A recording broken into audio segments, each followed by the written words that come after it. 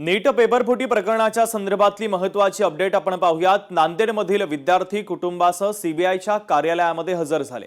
पुणे येथील सीबीआयच्या कार्यालयामध्ये आता ते हजर झालेले आहेत। तर सीबीआयच्या माध्यमातून आता विद्यार्थ्यांची आणि पालकांची सुद्धा चौकशी केली जाते।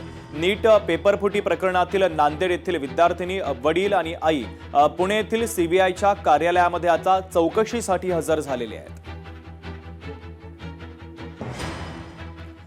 मुंबईच्या महापौर रितू तावडे यांनी घाटकोपर ते दादर लोकलनं प्रवास केला। पंतप्रधान नरेंद्र मोदी यांच्या आवाहनानंतर महापौरांनी सार्वजनिक वाहतूक व्यवस्थेचा वापर केलाय। केंद्राची पाहणी करण्यात जाण्यासाठी महापौरांनी लोकलचा पर्याय निवडला होता।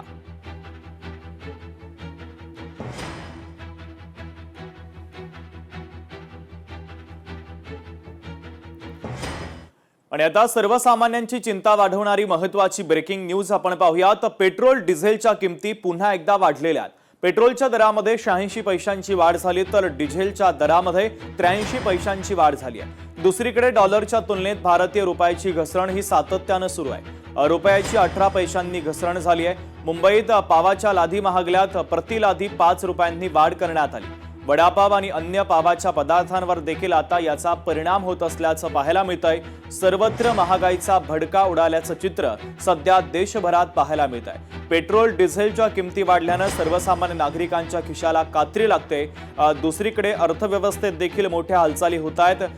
डॉलरच्या तुलनेमध्ये रुपया हा अधिक स्वस्त झालेला आहे, तर पाव, ब्रेड यासोबतच भाजीपाला देखील महागलेला आहे। त्यामुळे सर्वसामान्यांच्या खिशाला मोठी कात्री लागत असल्याचं सध्या पाहायला मिळतंय।